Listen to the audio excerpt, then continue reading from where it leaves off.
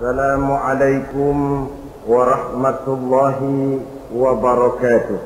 Waalaikumsalam warahmatullahi wabarakatuh. Bismillahirrahmanirrahim. Alhamdulillahi rabbil alamin. Wassalatu wassalamu ala ashrafil anbiya'i wal mursalin, imamil muttaqin, sayyidil ghurril muhajjalin, wa ala alihi wa sahbihi ajma'in, amma ba'du. Saudara-saudara kaum muslimin rahimakumullah, pada pertemuan terdahulu sudah kita bicarakan tentang memperbaiki akhlak, baik akhlak kepada Allah Subhanahu wa ta'ala, akhlak kepada sesama manusia, maupun akhlak kepada makhluk Allah lainnya di luar manusia. Kemudian secara umum Al-Imamul Ghazali rahimahullah membagi akhlak dalam dua bagian besar. Pertama, apa yang oleh beliau dinamakan al-akhlaqul mahmudah, yaitu akhlak yang terpuji.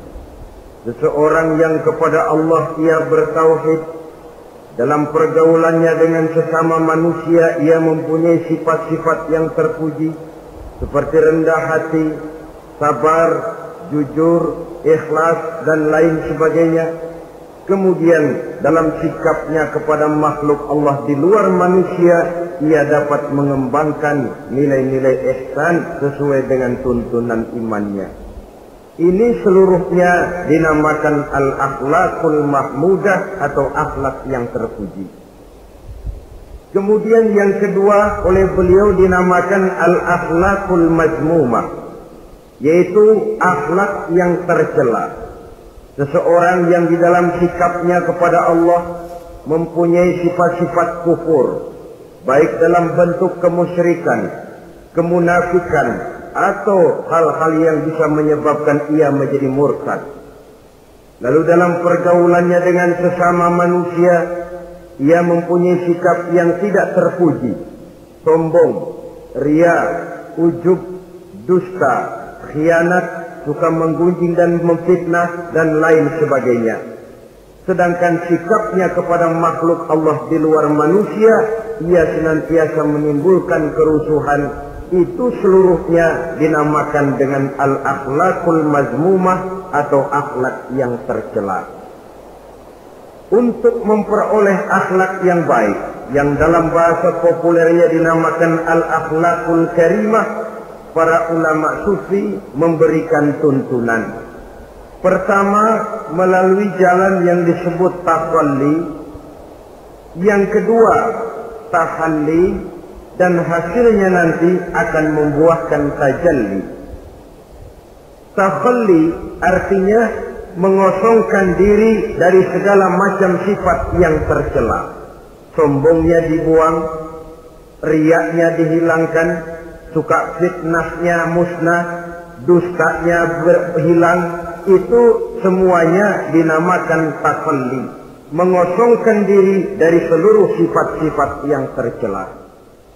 Apabila ini sudah berhasil dilaksanakan oleh seseorang, ia naik kepada tingkat yang selanjutnya dinamakan tahalli. Tahalli artinya menghiasi diri dengan seluruh sifat-sifat yang terpuji. Bila sombongnya hilang, berganti dengan tawadhu. Bila dustanya hilang, berganti dengan jujur. Bila khianatnya hilang, dihiasi hatinya dengan amanah, dan begitu selanjutnya. Hasil daripada tahalli, menghiasi diri dengan segala sifat-sifat yang terpuji, akan mengantarkan orang untuk sampai kepada tajalli, bisa menyaksikan kebesaran Allah Subhanahu wa ta'ala. Maka pada pertemuan kali ini kita akan mulai dengan yang pertama, tahalli, mengosongkan diri dari seluruh sifat-sifat yang tercela, menjauhkan diri dari semua akhlak-akhlak yang tidak baik. Dan pertemuan ini akan kita mulai dengan membicarakan dusta dan akibatnya. Saudara-saudara kaum muslimin rahimakumullah, salah satu nikmat yang diberikan Allah kepada kita makhluk manusia dalam hidup ini adalah kemampuan untuk berkata-kata, kemampuan menyalurkan hasrat hati dan keinginan jiwa melalui ucapan dengan bahasa sebagai alat komunikasi. Sehingga orang lalu berkata bahwa al-insan adalah hayawanun natiq. Manusia sebenarnya adalah binatang juga. Cuma saja manusia binatang yang pandai berbicara. Oleh karenanya ini merupakan satu nikmat yang sangat besar yang perlu kita syukuri. Lidah bisa menempatkan seseorang pada posisi yang tinggi. Lidah juga bisa menempatkan orang pada posisi yang paling rendah. Karena lidahnya orang dipuji, karena lidahnya orang dicaci maki dan dicela.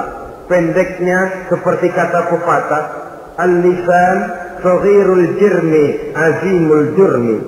Lidah itu walaupun kecil bentuknya tetapi besar akibatnya. Hampir sebagian besar dari kesulitan-kesulitan yang menimpa manusia pada mulanya disebabkan oleh lidahnya. Sehingga pepatah mengatakan, salamatul insan fi hifdzil lisan. Manusia akan selamat apabila dia pandai menjaga lidahnya. Seperti orang kita bilang, lidah tidak bertulang. Artinya bicara kadang-kadang demikian enak, bicara kadang-kadang demikian nikmat, tidak terasa akan membawa akibat yang tidak pernah kita perhitungkan sebelumnya. Oleh karenanya, salah satu yang menyebabkan manusia bisa turun nilai kemanusiaannya apabila dia telah mempergunakan lidahnya untuk suatu yang lazimnya kita namakan dusta. Apa sebenarnya dusta itu? Dikatakan al-kadzib huwa adamu mutabaqatil khabar lil waqi'. Dusta ialah tidak adanya persesuaian antara berita dengan kenyataan. Itu yang dinamakan dusta. Berita tidak sesuai dengan kenyataannya. Nah, bentuknya bisa mengada-ada, bisa menambah-nambah, ataupun mengurang-ngurang. Itu bentuk-bentuk daripada tidak sesuainya berita dengan kenyataan. Mengada-ada, yang tidak ada diada-adakan, itu jelas merupakan dusta. Kemudian menambah-nambah, beritanya sebenarnya cuma 1 meter, tapi disampaikan orang kepada kita 5 meter, yang 4 meter tambahan. Disitulah kemungkinan terjadinya penyusupan-penyusupan berupa dusta adanya. Ataupun mengurang-urang. Beritanya sebenarnya 8 meter, sampai ke kita cuma 2 meter. Yang 6 meter berita itu dikorup. Itu juga sudah bagian tersendiri daripada yang dinamakan dusta. Oleh karenanya kita harus berusaha. Pertama dari sifat mengada-ada. Yang tidak ada diada-adakan, itu jelas dusta.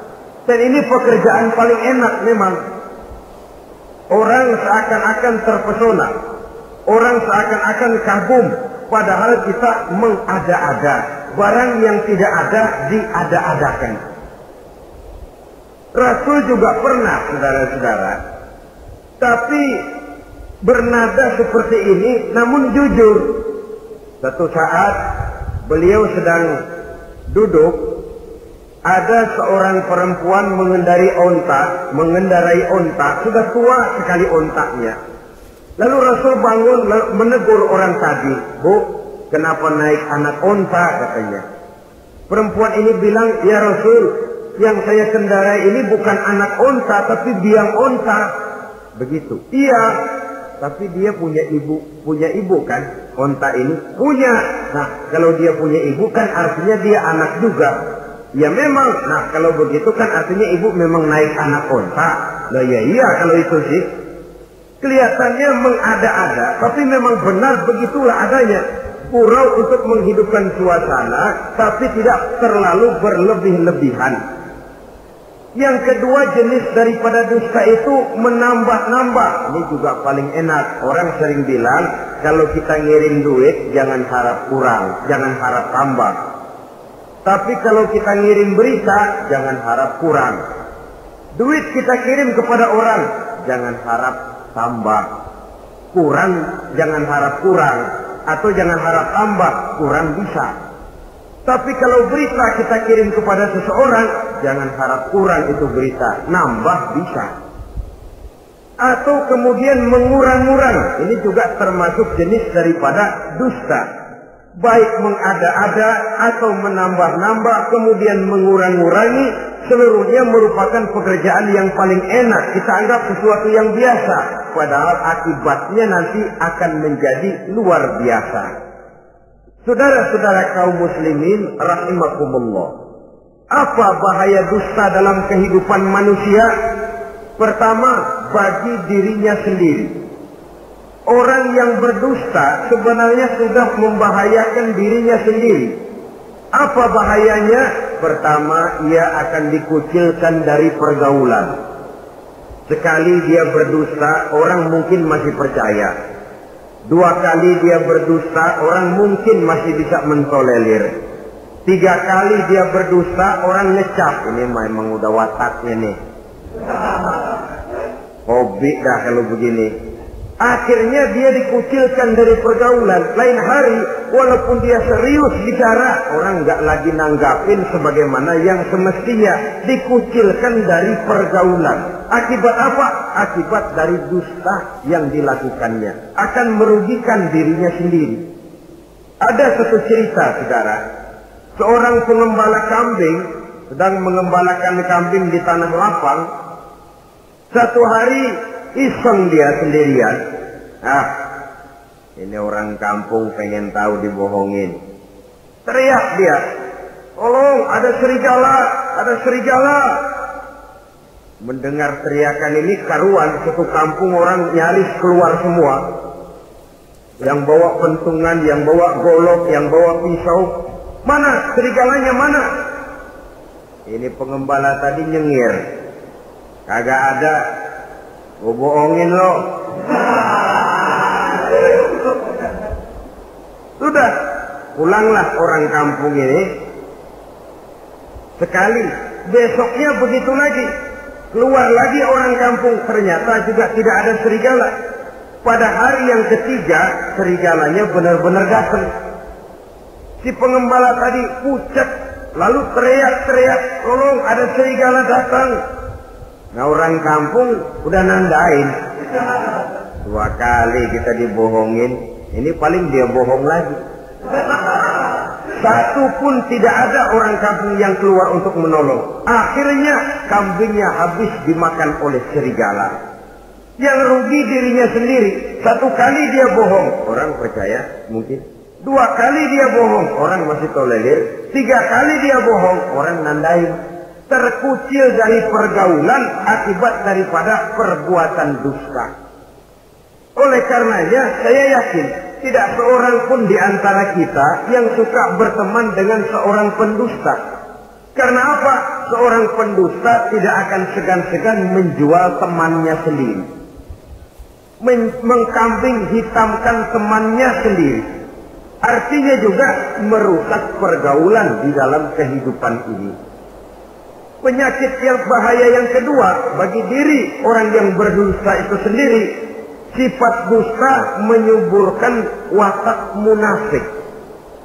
Nabi bersabda, ayatul munafiqi salatun.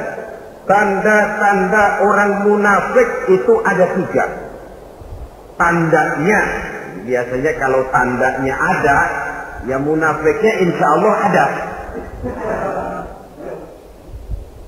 Apa tanda orang munafik itu? Pertama, iza haddatsa kadzdzaba. Apabila berbicara selalu bohong. Belum pernah kalau bicara tidak bohong. Bohong itu sudah jadi lalapnya. Artinya enggak sumbrah ngomong kalau enggak dicampuri bohong. Seperti kurang enak makan kalau tidak pakai lalap. Ada saja bohong yang dibuat-buatnya. Ini ciri atau tanda daripada orang-orang munafik. Apabila berbicara selalu berdusta. Satu. Yang kedua, wa iza wa'ada akhlafa. Apabila berjanji dia selalu ingkar. Selalu ingkar tanpa uzur yang dibenarkan oleh syar'i, itu termasuk ciri daripada orang-orang munafik. Karena itu kita oleh agama diajarkan jangan memastikan sesuatu. Pernah Rasulullah ditegur oleh Allah Subhanahu wa taala ketika datang orang bertanya, "Ya Rasul, Ashabul Kahfi itu sebenarnya berapa orang jumlahnya?" Ada yang bilang 5 orang, 6 dengan anjingnya. Ada yang bilang 6 orang, 7 dengan anjingnya. Ada yang bilang 8 orang, 9 dengan anjingnya. Yang benar yang mana Rasul? Rasul menjawab, besok. Jawabannya besok. Kenapa Rasul berani mengatakan jawabannya besok? Sebab beliau ngandelin. Biasanya kalau ada pertanyaan dari umat, lalu turun wahyu sebagai jawaban atas pertanyaan tadi. Sudah, besoknya dari pagi Rasul nunggu wahyu turun. Enggak turun. Besok nunggu lagi, enggak turun juga. Bingung. Sekali turun malah negur beliau. Wala taqulanna li syai'in inni fa'ilu dzalika ghadan illa ayyasha Allah. Kalau belum apa-apa Muhammad jangan berani ngeduluin. Besok. Semuanya hanya bisa terjadi dengan izin Allah. Illa ayyasha Allah. Oleh sebab itu harus diawali dengan insya Allah. Insya Allah besok saya pasti datang. Insya Allah ya, karena kita beriman kepada Allah. Kepastian di tangan Allah. Pastinya karena kita memang berniat benar ingin datang. Kita kadang-kadang insya Allah ini jadi lalap sih. Asal dia bilang insya Allah udah tulen kagak mau dah. Besok ya, insya Allah enggak ya. Ini salah kaprahnya kita, saudara-saudara. Yang ketiga, ciri daripada orang munafik itu wa iza tumina khana. Apabila dipercaya ia selalu berkhianat. Tidak pandai menjaga amanah dalam kehidupan ini. Tidak boleh mendapat satu kepercayaan lalu dikhianatinya kepercayaan itu. Maka jangan lupa bahwa kita diberikan lidah, kita diharuskan memelihara lidah. Dengan apa? Menjaganya daripada sifat-sifat dusta. Apabila berjanji, kita berusaha menepati. Apabila dipercaya, kita berusaha menjaga amanah. Kenapa? Mencari kepercayaan itu sulit, saudara. Tetapi memelihara kepercayaan itu jauh lebih sulit. Apalagi kalau yang bernama rahasia. Rahasia itu memang selama masih ada dalam hati. Kalau sudah kita bicarakan kepada orang lain, itu sudah bukan rahasia lagi sifatnya. Emang sih pada mulanya kita bisa ngomong, nih gue ngomong begini nih sama lu doang nih. Lu jangan ngomong-ngomong sama yang lain ya. Nanti yang kita ajak ngomong lagi sama orang lain. Nih sama lu doang nih. Jangan ngomong-ngomong sama yang lain. Akhirnya kan terus sampai walaupun setiap kali ngomong mesti cuman malu doang nih ya. Tapi akhirnya tuh beritanya jadi merata menjalar. Kenapa? Rahasia adalah apa yang ada di dalam hati. Jikalau sudah kita bicarakan kepada orang, sudah bukan rahasia lagi namanya. Apalagi sifat manusia. Kalau dia lagi seneng sama kita, jangankan perbuatan kita yang baik, perbuatan kita yang salah pun masih dibenarkannya juga. Tapi kalau dia sudah jengkel sama kita, jangankan kita main judi, kita ngaji masih salah. Itu kalau orang sudah nggak senang itu ya begitu. Dia benci sama kita. Jangankan kita main judi, kita baca Quran masih salah. Tapi kalau dia senang sama kita, hampir matanya itu hilang dari penilaian-penilaian yang objektif. Oleh karenanya sifat dusta menyuburkan sifat kemunafikan di dalam diri seseorang yang diantara tandanya tadi iza haddatsa kadzaba, apabila berbicara ia selalu berdusta. Kemudian bahaya yang ketiga, orang yang selalu berdusta jauh dari ketenangan. Sebab apa?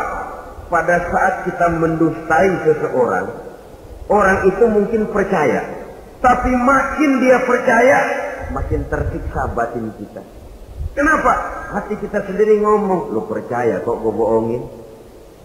Kita sendiri tahu bahwa kita bohong. Itu yang menyiksa batin. Jauh dari ketenangan. Apalagi akan timbul satu sifat was-was. Ntar dia tahu. Bagaimana kalau rahasia ketahuan? Bagaimana kalau dia tahu saya bohong? Ini akan menyebabkan seseorang jauh dari ketenangan hidup. Makin rajin dia berdusta, makin tersiksa jiwanya. Lain kalau hatinya sudah mati. Dusta memang sudah jadi profesinya, kebiasaannya. Tidak merasa menyesal, tidak merasa berbuat salah. Dusta itu sudah jadi hobi. Sehingga enak saja. Hati sudah jadi mati kalau sudah begitu. Dan sepanjang hati sudah jadi mati, itulah yang paling kita khawatirkan. Artinya nilai kita adalah bangkai berjalan dalam pandangan Allah Subhanahu wa ta'ala. Saudara-saudara kaum muslimin rahimakumullah, oleh karenanya membahayakan diri sendiri dusta itu. Yang kedua, berbahaya bagi masyarakat banyak. Tentu saja apabila status sosial kita tinggi, makin luas akibat daripada kedustaan kita. Seorang kepala rumah tangga yang berdusta, seluruh keluarganya jadi rugi. Seorang kepala kampung yang berdusta, rakyat sekampungnya rugi. Seorang gubernur berdusta, rakyat satu provinsi rugi. Seorang pemimpin negara berdusta, rakyat satu negara rugi. Makin tinggi status sosial, makin besar akibat daripada suatu dusta.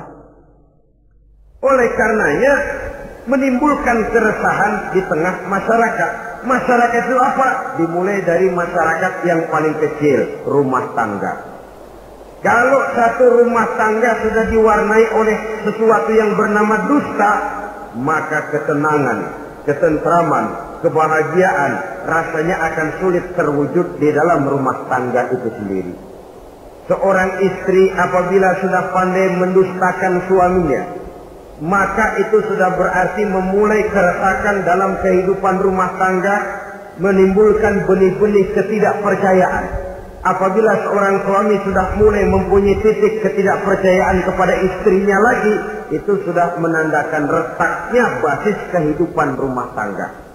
Istri yang mendustakan suaminya, umpamanya diberikan nafkah, lalu mestinya sebenarnya sudah diperhitungkan cukup, uang masih ada, dikatakannya habis, dan lain sebagainya. Akibatnya nanti si suami mikir-mikir, kan menurut perhitungan duit masih cukup, kenapa sudah habis? Nah, oleh karena istrinya tidak jujur, suaminya juga mulai berusaha tidak jujur lagi. Mendapat penghasilan besar, mengaku sedikit. Kalau sudah begitu, saling dusta mendustai pun sudah dimulai. Nanti akan terus meresap kepada kehidupan daripada anak-anak sebagai anggota di dalam rumah tangga kita. Saudara-saudara, oleh karenanya rumah tangga bisa saja berantakan, menjadi kacau, baik karena dusta istri, dusta suami, dusta anak, atau dusta orang lain menyulut dan mengganggu rumah tangga kita. Suaminya lagi enak-enak duduk di depan rumah, datang laporan. Kamu kok tenang saja di rumah? Memangnya kenapa? Istrimu, waduh. Ya memang kenapa istri? Waduh. Itu tadi naik bajai berdua. Kamu orang laki. Ya memang supir bajai, masih dia sendiri. Tapi kalau berita ini digunting, dikat sampai di situ, kan nanti ini sudah menimbulkan suami mendengar istrinya naik bajai berdua dengan orang laki, tentu marah. Pulang istrinya sudah payah-payah dari pasar, dicaci maki dan lain sebagainya. Apa ini? Akibat dari omongan, dari lidah yang memang kecil dan tidak bertulang itu, tapi sungguh sangat besar akibatnya. Kemudian juga pergaulan. Berapa banyak saudara jauh dari saudaranya, teman berpisah dengan temannya, tetangga marah dengan tetangganya, akibat daripada perbuatan lidah, daripada ucapan lidah ini, akibat daripada yang bernama dusta ini. Oleh karenanya, saudara-saudara, dusta pun merusak pergaulan. Kemudian usaha. Satu kali kita berdusta, mungkin usaha mendatangkan untung. 2 kali kita berdusta, masih bisa mendatangkan untung. 3 kali kita berdusta, orang akhirnya akan mengadakan perbandingan. Jadi kadang-kadang dalam usaha, dalam dagang, dusta juga bisa jadi lalat. Orang nawar dagangan kita, berapa harganya bang? 500. 300 ya, tadi ada yang nawar 400, saya nggak jual. Padahal kagak ada yang nawar. Dia buat sedemikian rupa.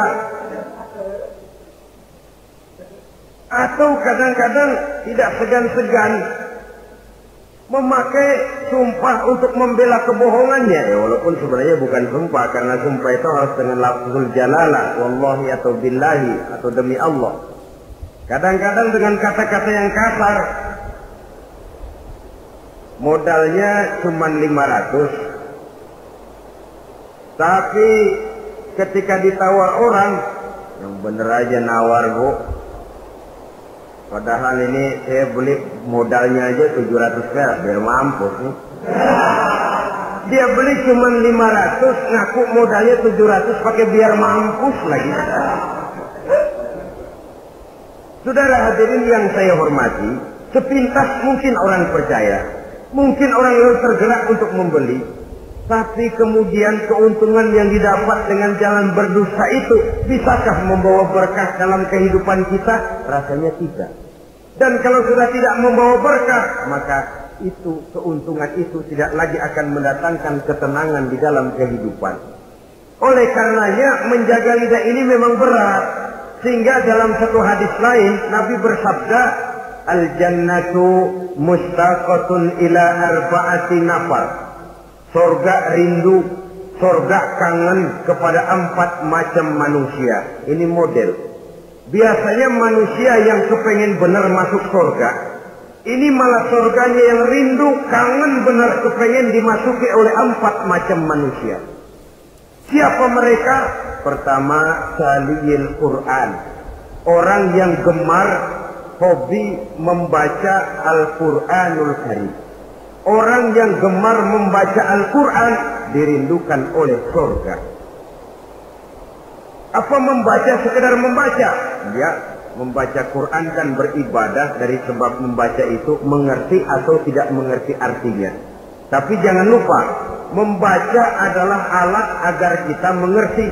Mengerti adalah sarana agar kita bisa mengamalkan dengan baik. Itu maksudnya. Baca Al-Quran agar kamu mengerti isinya. Kalau sudah kamu mengerti isinya, kamu bisa mengamalkannya dengan baik. Jadi sungguh pun yang dimaksud di sini adalah orang yang gemar membaca Al-Quran, tapi prosesnya setelah membaca orang mengerti. Sebab orang hanya bisa mengerti kalau dia sudah membaca. Kemudian apabila mengerti, dia terdorong untuk mengamalkan. Tahlil Quran bukan hanya orang yang sekedar gemar membaca Al-Quran, tapi juga yang membawa gaya hidup yang Qurani. Saudara-saudara kaum muslimin rahimakumullah, tahlil Quran, orang yang gemar membaca Al-Quran dirindukan oleh surga.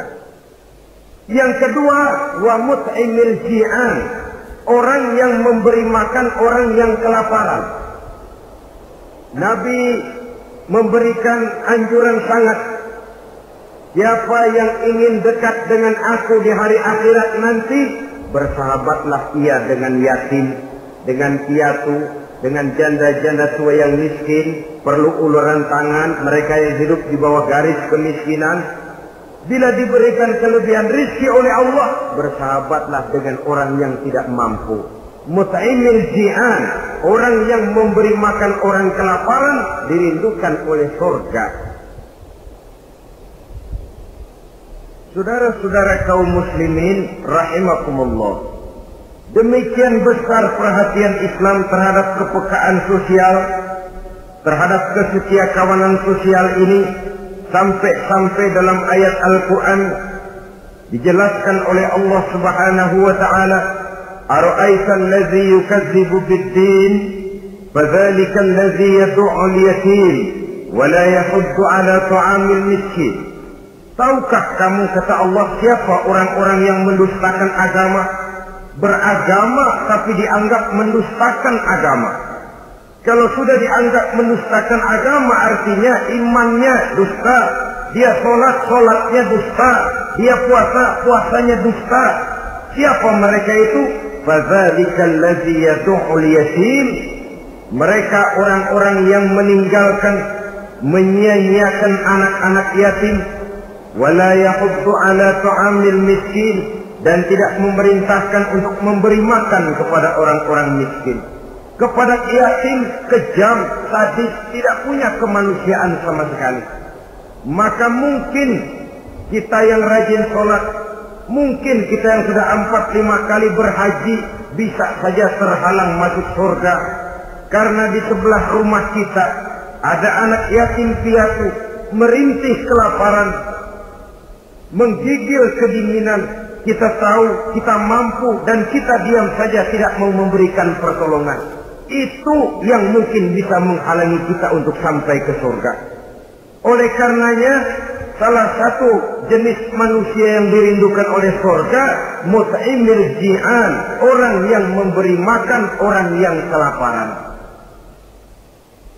Yang ketiga, orang yang dirindukan oleh surga, wasa'imina fi Ramadan, orang yang melaksanakan ibadah puasa di bulan suci Ramadan. Dan yang keempat, ini yang ada kaitannya dengan masalah kita, wa hafizil lisan. Salah satu manusia yang dirindukan oleh surga ialah orang yang pandai menjaga lidahnya. Artinya dia bisa menempatkan diri, kapan waktunya bicara, kapan waktunya diam. Orang bilang memang kalau bicara itu perak, diam itu emas. Maksudnya diam lebih berharga daripada bicara. Tapi orang memang harus pandai menempatkan diri. Artinya tahu kapan waktunya bicara, kapan mestinya diam. Kalau waktu diam dia bicara, namanya dia tidak tahu diri. Kalau harus bicara dia diam, dia namanya juga tidak mau menyampaikan sesuatu yang seharusnya dia sampaikan. Sama saja ada orang bilang sedikit bicara banyak bekerja. Sebenarnya harus seimbang. Banyak bicara harus banyak bekerja. Biasanya kalau sedikit bicara banyak bekerja itu dua kemungkinan. Kalau nggak main catur, maling. Yang namanya maling, bicaranya sedikit. Maling buka jendela lalu berbisik sama temennya, udah tidur. Ngomongnya segitu, selebihnya dia kerja serapi-rapinya. Sebaliknya, banyak bicara, sedikit kerja, bahkan nggak pernah kerja, orang gila. Coba saja lihat orang gila, ngomong melulu, kerjaannya nggak ada. Jadi oleh karena itu memang harus seimbang. Pendeknya kita harus tahu kapan mesti bicara, kapan mesti diam. Kalau menghadapi kebatilan kita diam, kata Nabi, as-sakitu 'alal batil syaitanun asraf. Orang yang diam menghadapi kebatilan, setan gaduh. Masya Allah, saudara-saudara. Ada munkarat, ada maksiat, ada kebatilan, ada kezaliman. Dia diam, tidak mau menyampaikan yang benar. Itu setan gaduh. Sehingga dikatakan, qulil haqqa walau kana murran. Sampaikan, katakan yang benar walaupun pahit. Dan memang menyampaikan kebenaran bukan main pahitnya. Bukan main getirnya, banyak resikonya. Tapi ini sesuatu yang harus kita sampaikan. Sebab kata Nabi tadi, orang yang diam menghadapi satu kebatilan sama saja dengan setan gagu. Orang yang pandai menjaga lidahnya dirindukan oleh surga. Dan ini walaupun kelihatannya pekerjaan ringan, kecil, berat, saudara-saudara. Bahkan diceritakan Nabi Ibrahim itu pernah nangis di hadapan Allah Subhanahu wa Ta'ala. Ketika ditegur, ditanya, kenapa kamu menangis Ibrahim? Saya ini seumur hidup pernah 3 kali berdusta, ya Allah. Bagaimana saya tidak bingung mempertanggungjawabkan ini di hadapanmu? Nabi Ibrahim seumur hidup 3 kali bohong, bingung, nangis. Kita sehari 16 kali bohong, nyengir aja. Nggak ada bingungnya, emang hobi. Kalau nggak bohong, puyeng palanya. Tiap hari selalu mencari sasaran. Siapa lagi gue bohongin nih? Saudara-saudara kaum muslimin rahimakumullah. Kelihatannya pekerjaan ini kecil, ringan, tapi sungguh berat. Mengerem lidah, menjaga lidah daripada perbuatan ucapan-ucapan yang tidak mengandung manfaat, apatah lagi sampai bersifat dusta dan membahayakan orang lain. Oleh karenanya, dusta ini, kalau dalam agama, berdusta dalam agama biasanya munafik. Mulutnya beragama, tapi hatinya kafir. Jelas itu munafik. Itu dusta juga. Dusta yang membawa kita kepada dosa kelas kasar. Ya kalau kita mendustai teman, memang dosa. Dosa yang nilainya tidak sebesar kalau kita mendustai agama. Tapi sungguh pun demikian, dosa kecil-kecil juga kalau ditumpuk banyak juga. Padahal kata Imam Ghazali, hati itu seperti kaca. Dosa itu debu yang nempel di kaca. Kalau debu-debu itu terus numpuk, kita males ngelapnya, males ngebersihinnya. Jadi satu berkarat di kaca, susah banget ngebersihinnya.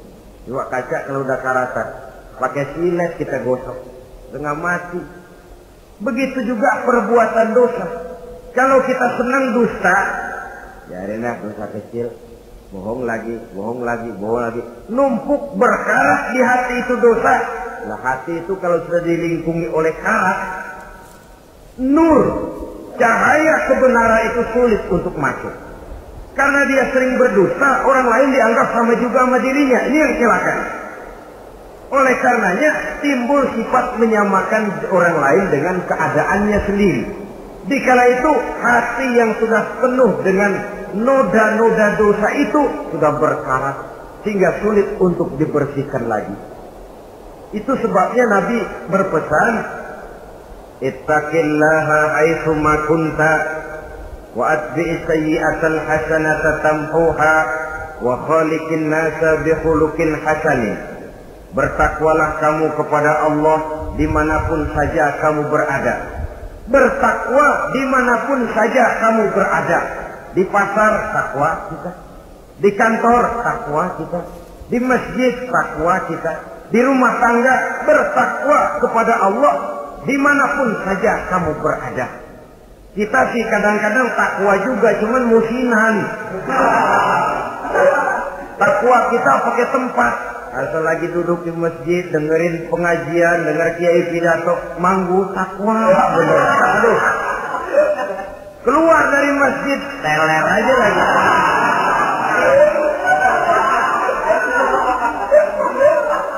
Takwa juga kita cuma pakai tempat. Nabi pesan dimanapun kamu berada, ittaqillah haitsu ma kunta. Bertakwalah kepada Allah dimanapun saja kamu berada. Wa atbi'i sayyi'atal hasanah tamhuha. Ikuti perbuatan salahmu dengan kebaikan, niscaya kebaikanmu akan menghapus kesalahan yang kamu kerjakan. Kalau sadar kita, ya Allah tadi berdusta, astagfirullah, perbanyak istighfar. Ikuti. Jadi begitu tuh kaca kena debu, lap. Kena debu lagi, dilap lagi. Kena debu, dilap lagi. Insya Allah tidak sampai berkarat. Jangan lalu nunggu. Ntar aja dah taubat, udah tua-tuaan dikit. Kayaknya umur dia yang ngatur. Saudara-saudara, oleh karenanya ikuti perbuatan salah dengan kebaikan. Terselip kita berbuat salah, iringi dengan sedekah. Terselip kita melakukan dosa, iringi dengan istighfar. Melihat sesuatu yang haram, astagfirullahaladzim. Lalu dipalingkan, jangan mulut astagfirullah, mata melotot.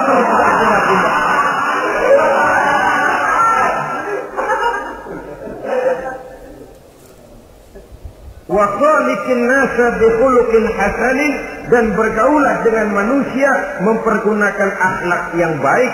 Ini pesan daripada Rasulullah sallallahu alaihi wasallam. Jadi oleh karenanya dusta dengan seluruh akibatnya ini bisa menimbulkan bahaya bagi diri sendiri, bagi rumah tangga, dalam pergaulan, dalam usaha, dalam masyarakat, bahkan pada akhirnya bagi kehidupan satu bangsa dan satu negara. Lidah yang kecil tapi besar akibatnya bisa menyengsarakan manusia atau menempatkan manusia dalam satu posisi yang tinggi. Kalau kita adakan satu perbandingan, Nabi Ibrahim seumur hidup 3 kali saja berdusta, nangis di hadapan Allah. Kita yang hampir tidak ada hari, ya kalau orang sekarang bilang tiada hari tanpa olahraga.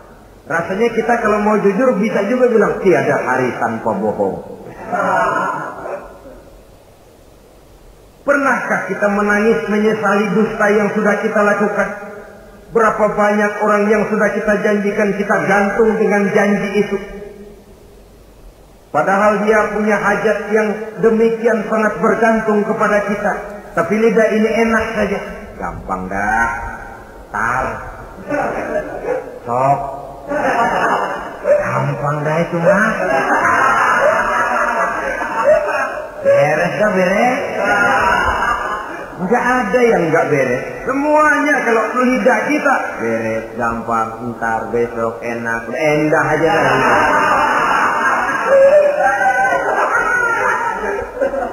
Habis orang kita gantung dengan harapan, padahal kita tidak bermaksud memberikan harapan itu. Sementara kita melangkah melenggang dengan senyum, sedang orang lain menggerutu. Saudara-saudara kaum muslimin rahimakumullah, ini pada gilirannya akan kembali penyakitnya kepada diri kita juga.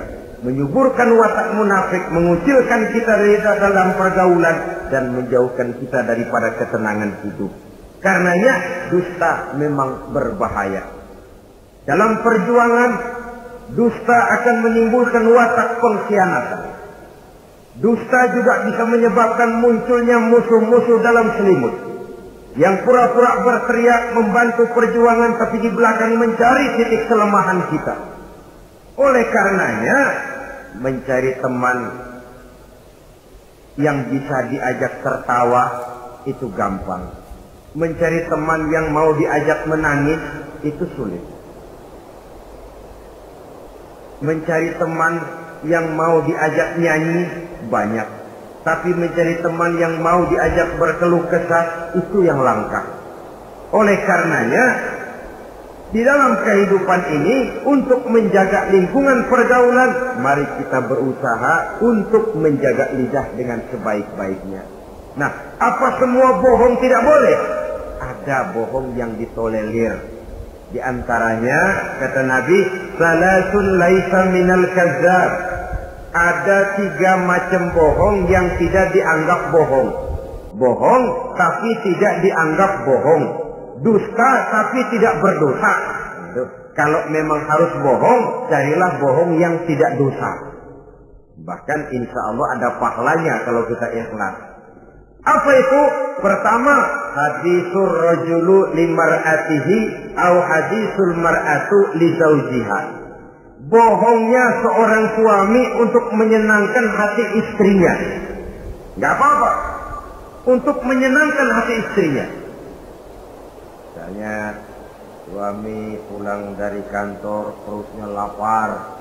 Begitu makan, nyobain sayur. asinnya luar negeri.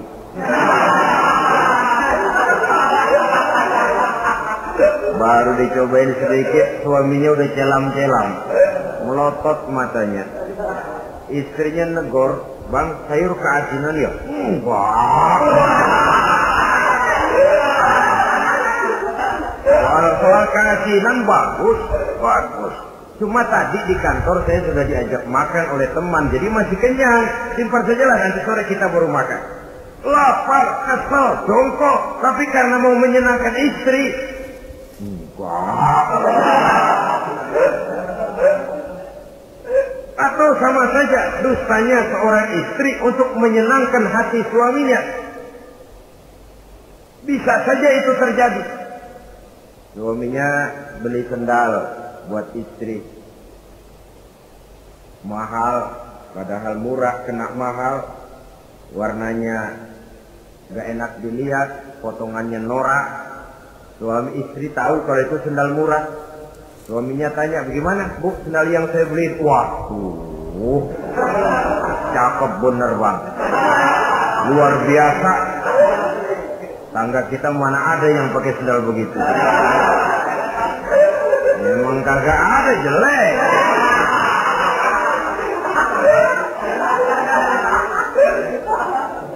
Tapi kalau waktu itu istrinya jujur, malah akan bisa menimbulkan keretakan. Bohong seperti ini termasuk bohong yang bisa ditolerir untuk menyenangkan hati istrinya atau untuk menyenangkan hati suaminya. Tapi lalu jangan dieksploitir.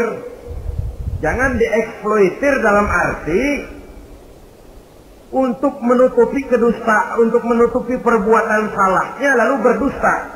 Menutupi perbuatan salahnya itu yang tidak boleh.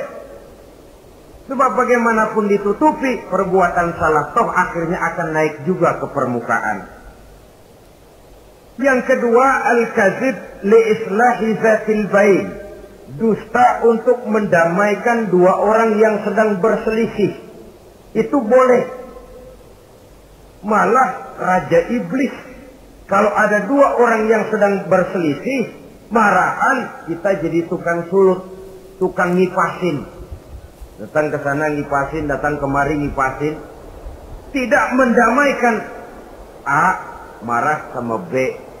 Datang kita sama A katanya kamu marahan sama B. Ya itu B kurang ajar. Enggak begitu. Saya kemarin ketemu di si B, dia bilang kangen sama sampean, pengen ngobrol sama-sama. Padahal B nggak pernah ngomong apa-apa. Dia bohong, dia olah sedemikian rupa supaya orang yang berselisih jadi damai. Itu bohong yang berpahala malah. Yang ketiga, bohong untuk menyelamatkan jiwa seseorang. Itu boleh. Ada orang mau membunuh, PKI nyari ustad. Nah, kamu tahu rumahnya Ustadz Ano, kamu tahu? Tahu Pak. Gimana?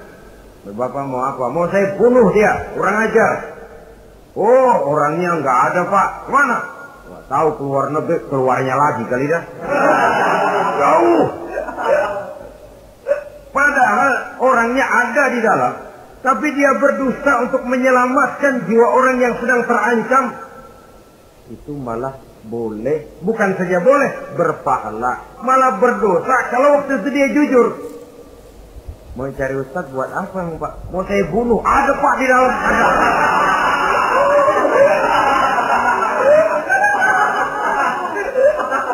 Sentimen, kalau perlu saya bantuin Pak ada.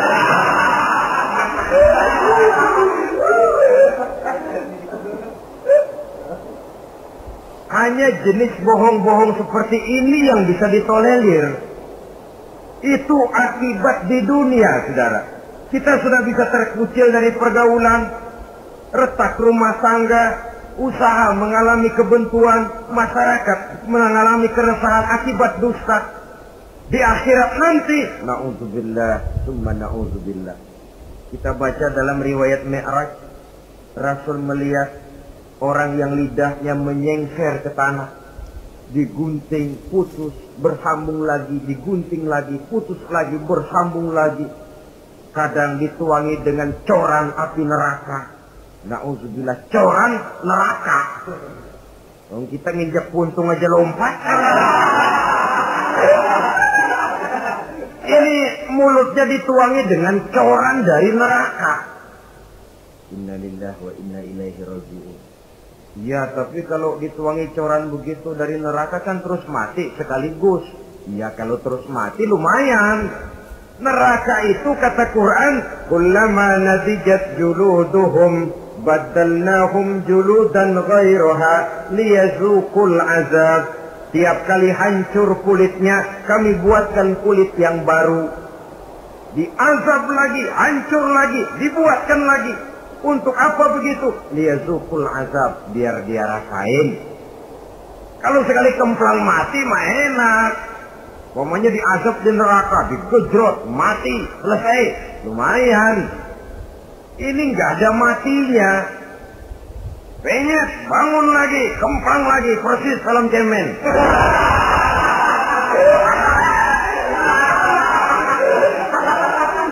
Cuma kalau film cemen mah film, dan itu jelas dusta, di neraka orang tidak kenal mati.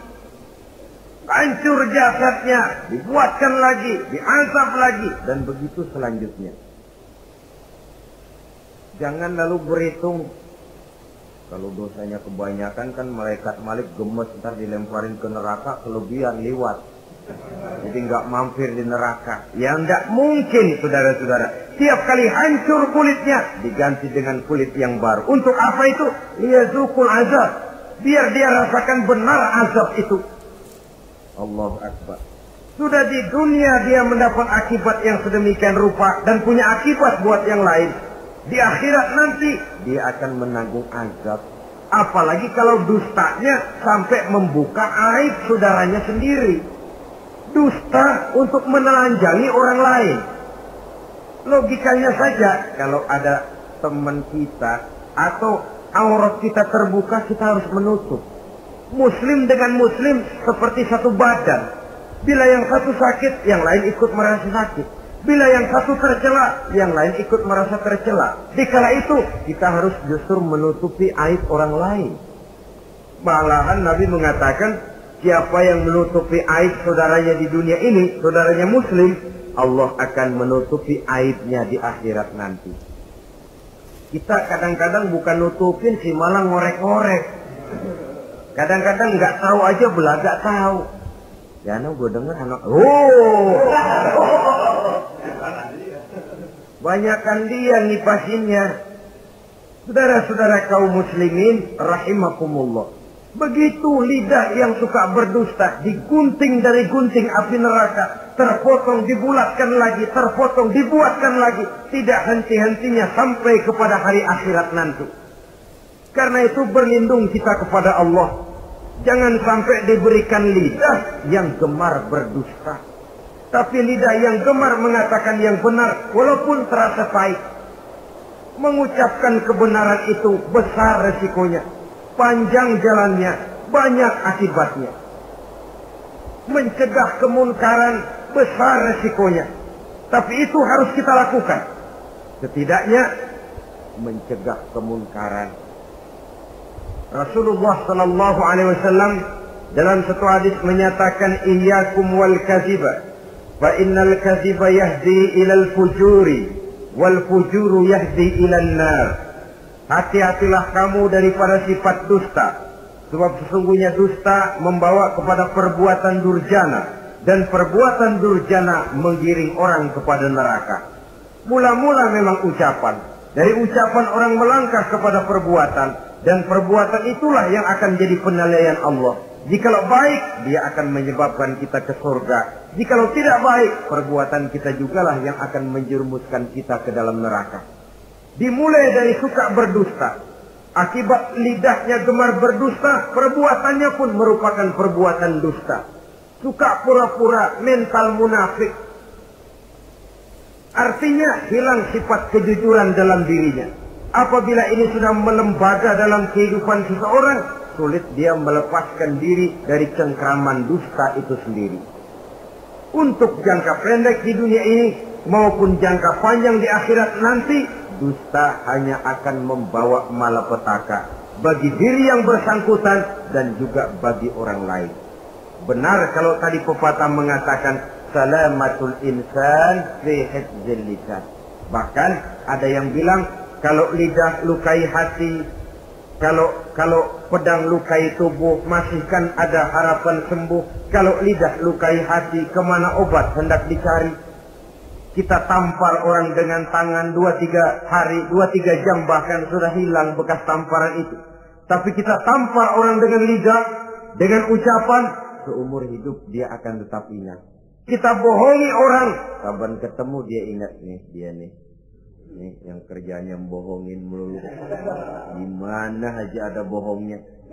Kalau sudah dicap sebagai pendusta, kita memang nggak tahu, tapi tiap kita jalan orang iringi perjalanan kita. Pembohong, pembohong, pembohong. Saudara, masyarakat ini punya hukum yang tidak tertulis, tapi lebih kuat dan lebih kejam daripada hukum yang tertulis. Sehingga lalu orang mengatakan sekali arang tercoreng di dahi, seumur hidup orang tak percaya. Ini artinya hukum masyarakat itu lebih kejam daripada hukum yang tertulis. Sekali kita dicap sebagai pendusta, lain kali kita mau benar-benar banget juga. Aku benar-benar banget ini, sumpah dah. Alah, sumpah lo udah lalap dah, udah laku. Ya Allah, kita sumpah pun orang gak percaya. Ya kalau binatang kita pegang ekornya barangkali. Tapi kalau orang jelas omongannya yang kita pegang. Nah kalau omongannya sudah nggak bisa dipegang, apanya lagi yang kita harapkan? Oleh karenanya saudara-saudara, lidah yang kecil bentuknya tapi besar akibatnya ini harus diisi dengan nilai-nilai iman. Lidah yang sudah dimasuki nilai iman akan berat untuk berdusta, berat untuk memfitnah, berat untuk menggunjing, ringan untuk mengucapkan yang baik, ringan untuk zikrullah, ringan untuk baca Quran, ringan untuk musyawarah terhadap hal-hal yang baik. Lidah yang ada imannya, aduh berat saja kalau sudah memfitnah orang, berat kalau harus menggunjing orang. Tapi lidah yang belum ada imannya, nyelonong saja. Licin kalau diajak fitnah, licin kalau diajak ngata-ngatain orang, licin kalau diajak mengadu domba orang lain. Dan ini akan berakibat nantinya timbulnya keretakan, keresahan sejak dari pribadi, rumah tangga, masyarakat luas. Akibat apa? Dusta. Dari sekian dusta yang paling kita khawatirkan adalah kalau kita sampai dicap oleh Allah sebagai pendusta agama. Beragama tapi dianggap pendusta. Agama sekedar lipstik, agama sekedar dekorasi, agama sekedar penghias kartu tanda penduduk, tapi hidup jauh dari tuntunan nilai-nilai agama. Pendusta-pendusta agama semacam ini pada gilirannya akan terkena penyakit yang disebut munafik. Iman lidahnya tapi kufur hatinya. Islam ucapannya tapi kufur perbuatannya. Nah, ini resikonya sangat besar. Adapun dusta-dusta kepada orang lain, dosa ya dosa, tapi dosa yang mudah untuk bertobat. Kalau saya katakan mudah untuk bertobat, saya bukan merangsang kita untuk berdusta, bukan. Tetapi jangan lupa seperti saya katakan tadi, bagaimanapun ringannya satu dosa, kalau ditumpuk dan ditumpuk, dia akan berurat, berakar dan berkarat di hati kita.